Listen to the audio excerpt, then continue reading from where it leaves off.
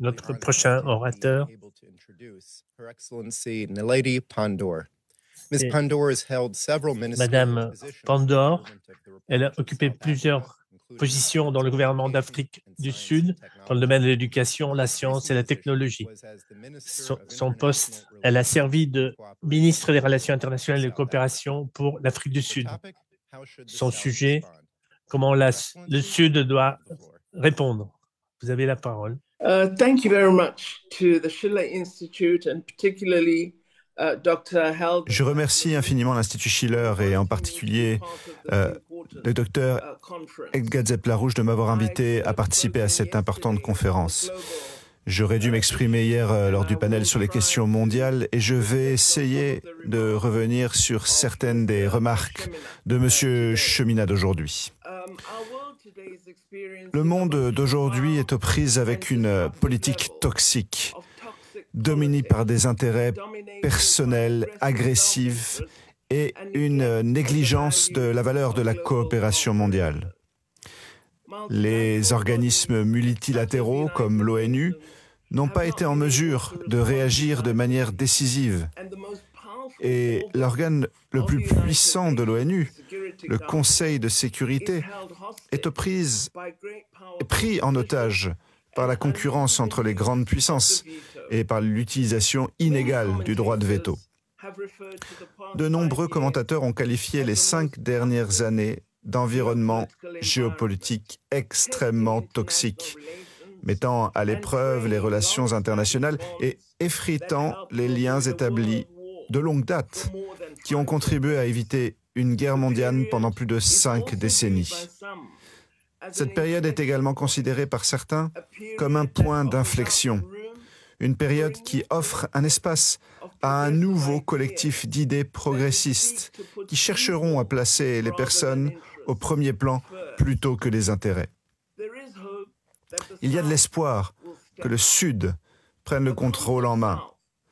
Le concept de Sud, entre guillemets, est controversé car la région ne dispose pas d'un groupe cohérent de nations connectées, partageant une hégémonie, comme c'est le cas pour les nations du Nord. Nous sommes donc toujours aux prises avec ce problème qui consiste à donner une signification à l'unité du Sud. Il y a cependant des signes prometteurs de l'émergence de nouvelles formations et nouvelles perspectives politiques. Par exemple, l'Afrique du Sud a montré un engagement positif envers le droit international et envers le système des Nations Unies, en s'adressant à la Cour internationale de justice, dans le cadre de ses efforts pour mettre fin à la guerre en cours contre les Palestiniens dans les territoires occupés. Ce faisant, l'Afrique du Sud a placé les droits de l'homme et la préoccupation pour ceux qui souffrent au premier plan de ses actions de politique étrangère.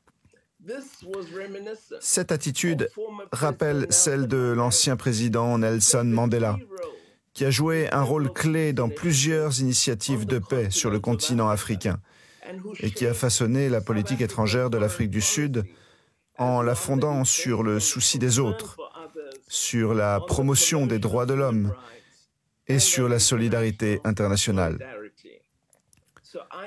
Je me soucie de vous parce que vous vous souciez de moi, a-t-il déclaré.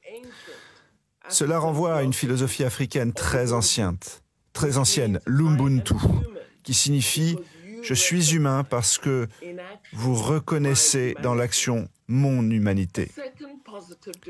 Le deuxième développement positif est la maturation du Forum des BRICS, qui s'est transformé en un organe élargi, cherchant à adopter une approche plus inclusive de la politique mondiale et des partenariats internationaux. Les BRICS sont apparus comme un forum positif, dans la mesure où il cherche à discuter de nouvelles idées sur des questions clés, telles que la science, l'innovation, le commerce, le financement international et le développement du Sud. La création de la nouvelle banque de développement des BRICS et ses premiers succès laissent espérer la création de nouvelles institutions et de nouvelles pratiques. L'une des réalités, même si nous sommes certainement d'accord avec M. Cheminade sur l'importance cruciale de la science et de l'innovation, est que les subventions accordées à l'Afrique incluent rarement un financement pour la recherche, un financement pour la capacité d'innovation, un financement pour l'avancement de la science sur le continent africain. Nous pensons également que l'attention portée à la réforme des Nations Unies et à la démocratisation du processus du Conseil de sécurité constitue une autre occasion positive que nous devrions saisir pour remodeler les relations mondiales. L'Assemblée générale, réunie en septembre dernier, s'est engagée à faire avancer les processus de réforme et à rendre le Conseil de sécurité plus efficace, plus efficient, plus démocratique et plus représentatif. Enfin, je crois que la tâche des 5 prochaines décennies sera certainement d'adopter des stratégies réalisables pour la transformation fondamentale de l'Afrique. Notre continent doit relever les défis difficiles, que sont les inégalités, la pauvreté et le chômage. L'Afrique compte une importante population de jeunes, impatients, désireux de parvenir à une Afrique prospère et démocratique. La communauté internationale doit donc travailler en étroite collaboration avec l'Union africaine pour faire avancer la mise en œuvre de notre plan directeur pour le développement de l'Afrique, l'agenda 2063 pour l'Afrique. Dans ce plan directeur, nous avons défini les domaines critiques de développement, notamment l'eau, les ressources énergétiques renouvelables, les infrastructures et la logistique pour le commerce intra-africain, l'agriculture et la sécurité alimentaire. Et nous demandons à nos partenaires d'apporter leur soutien au continent pour renforcer sa capacité à mettre en œuvre ce programme de développement. Nous n'avons pas besoin de nouveaux plans. Nous devons nous assurer que les plans existants soient efficaces et qu'ils fonctionnent pour le bien de l'Afrique, pour le bien de toute l'humanité du Sud. Nous pensons que le Sud peut être une source de progrès, de paix et de sécurité. Les pays du Sud doivent adopter la démocratie, la pratique des droits de l'homme et le respect du droit international comme garantie essentielle pour mettre fin à la toxicité de la concurrence des puissances qui a véritablement érodé les relations internationales, les relations humaines.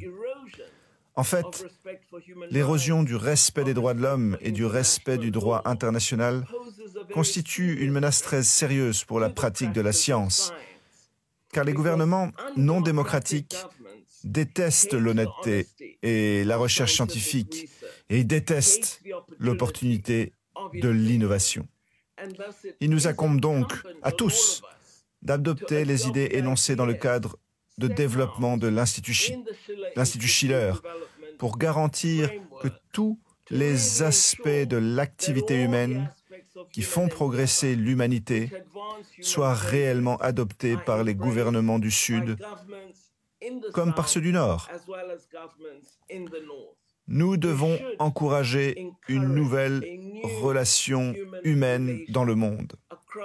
Une relation qui se consacre à l'autonomisation de tous les êtres humains et qui nous permette de développer une humanité plus prospère, plus engagée et plus compétente, capable de résoudre les problèmes fondamentaux auxquels nous sommes tous confrontés.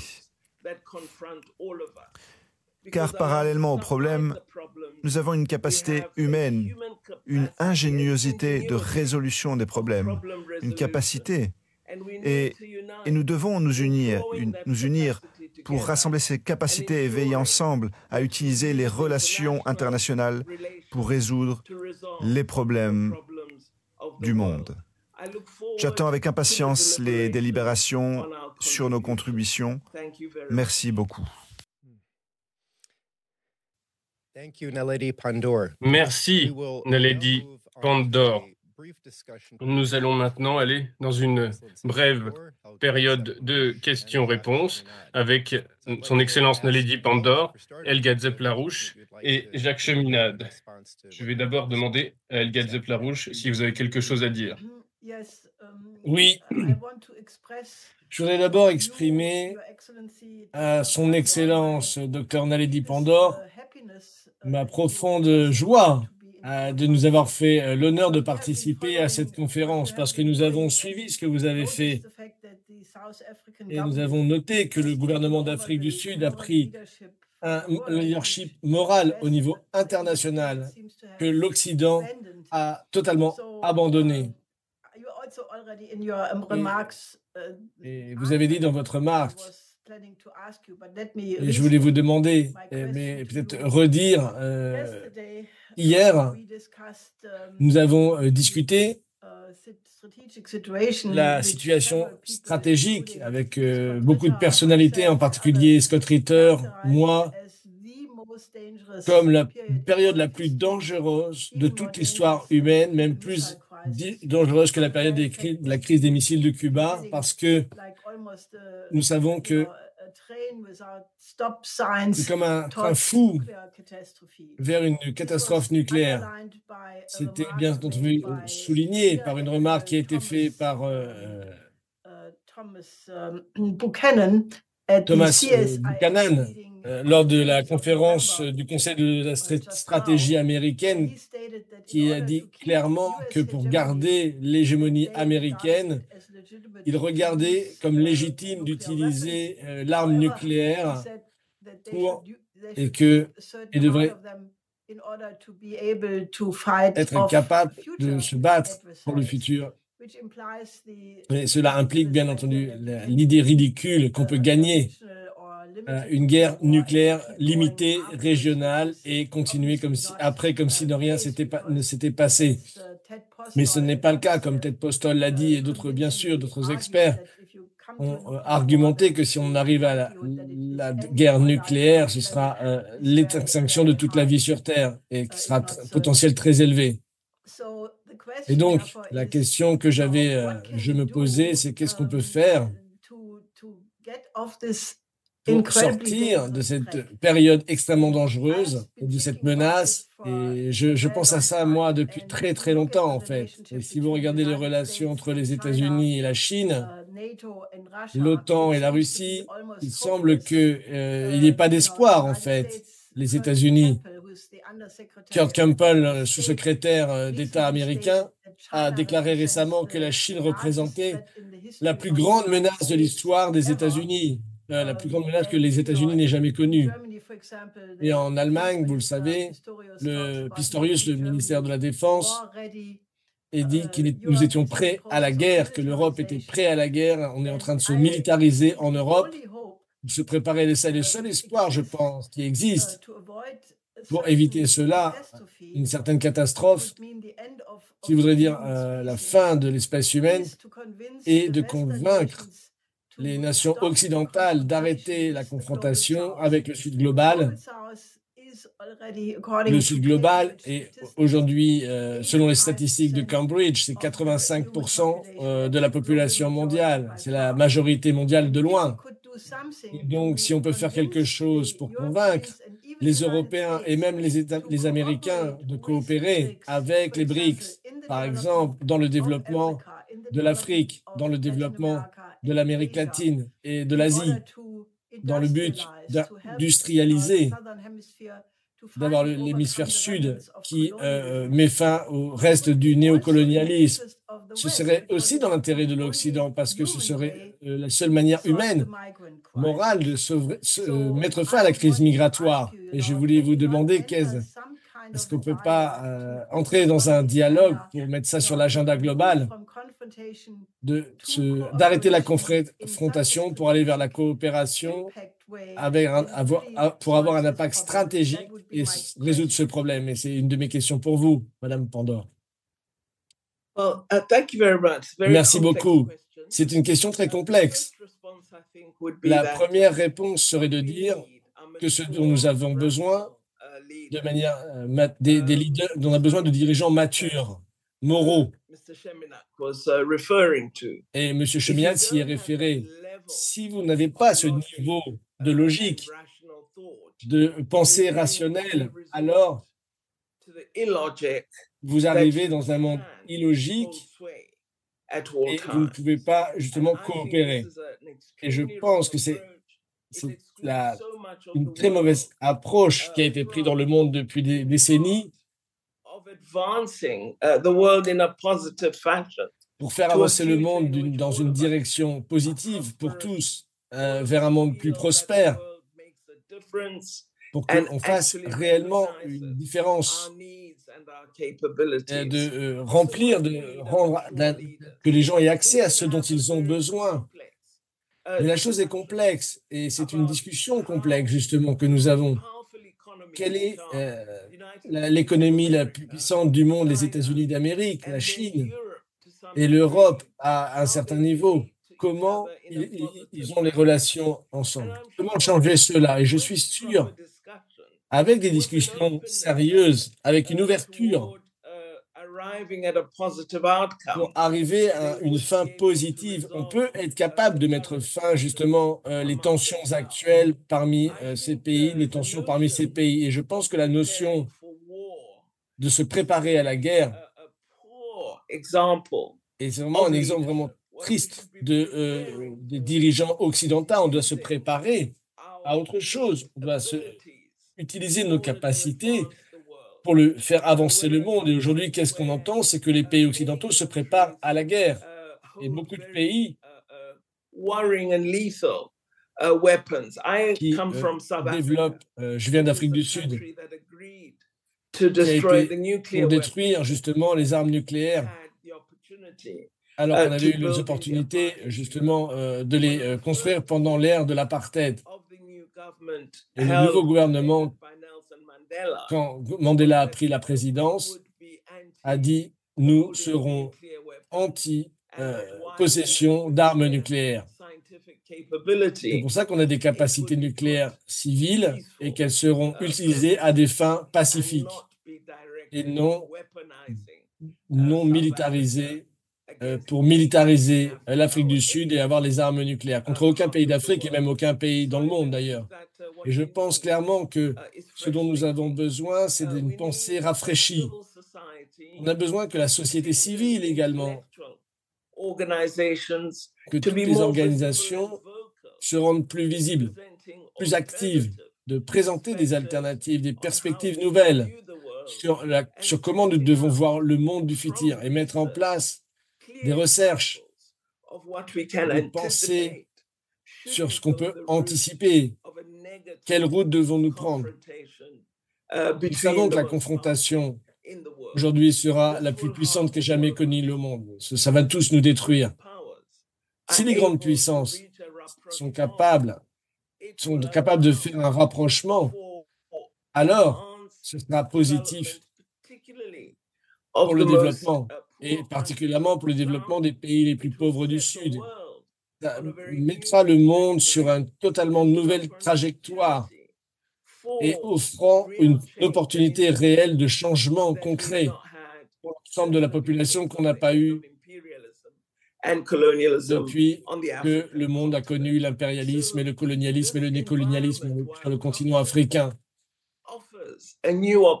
Donc, il faut offrir ces nouvelles opportunités pour s'engager dans une nouvelle trajectoire à travers les relations internationales. Il n'y a pas d'autre choix.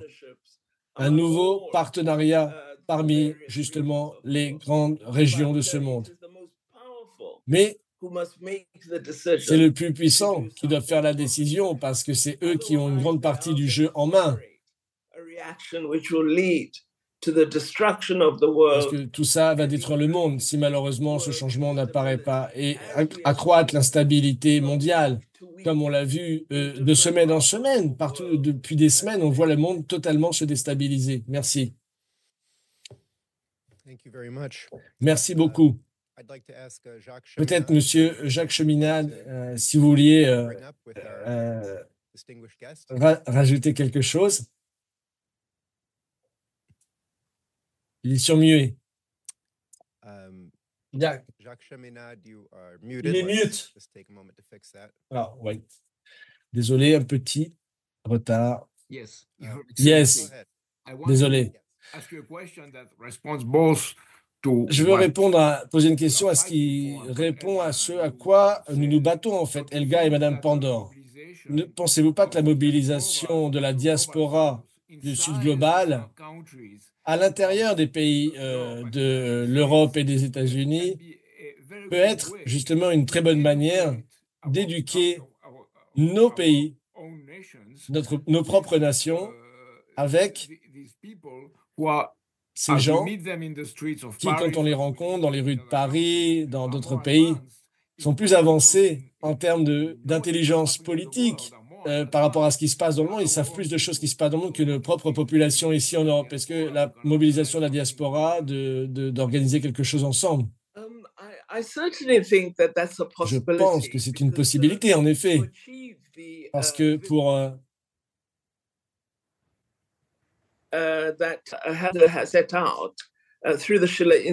avec l'Institut Schiller,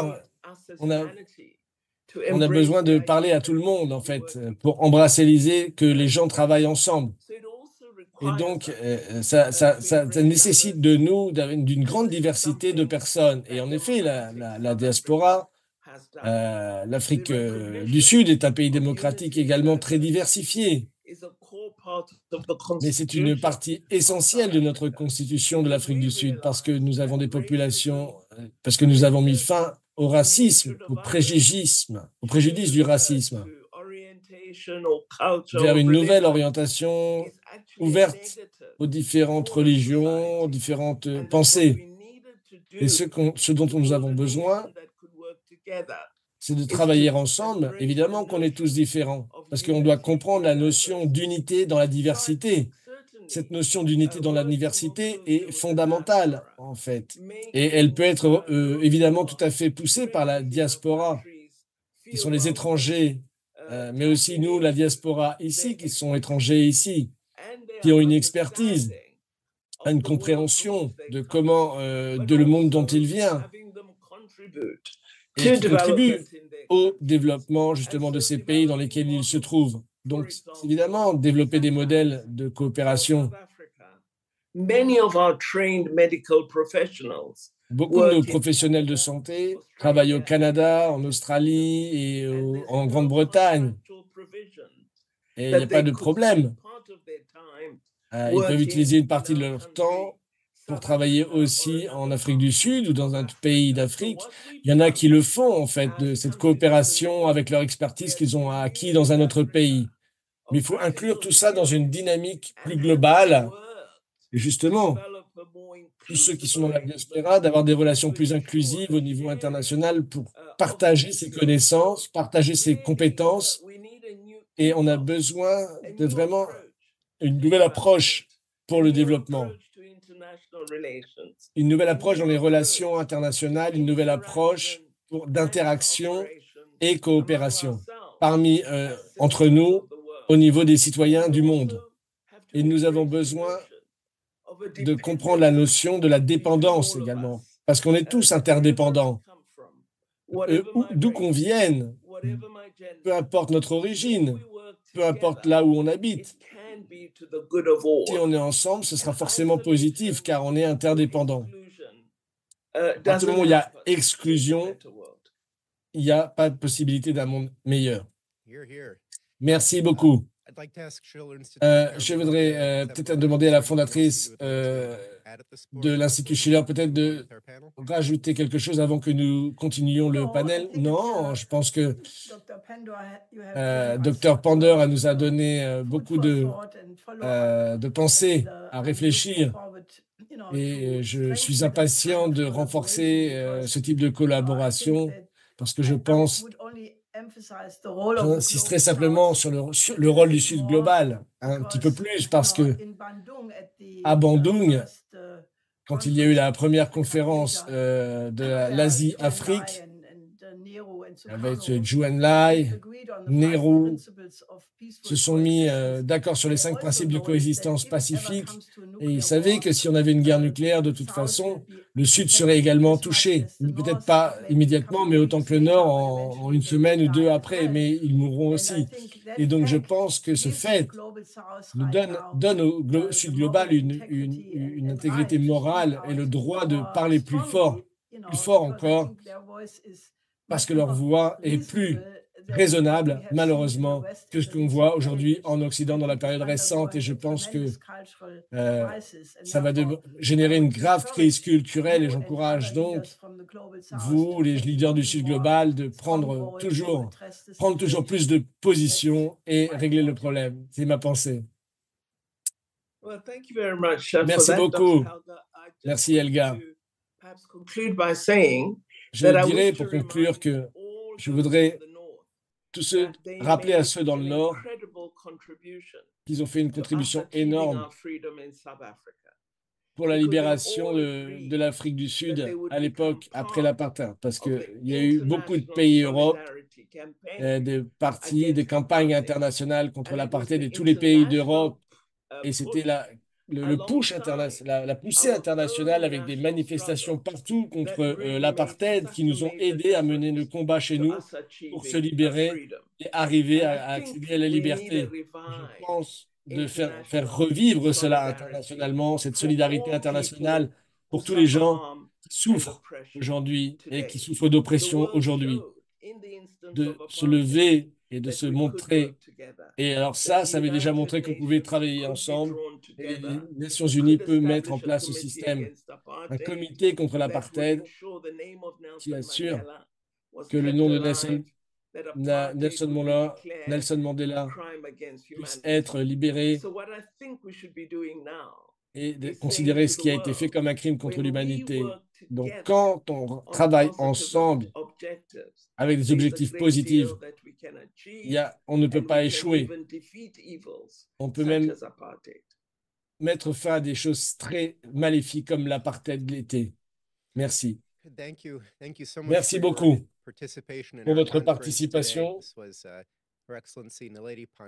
C'était donc son Excellence Naledi Pandor, ancienne ministre de la coopération d'Afrique du Sud.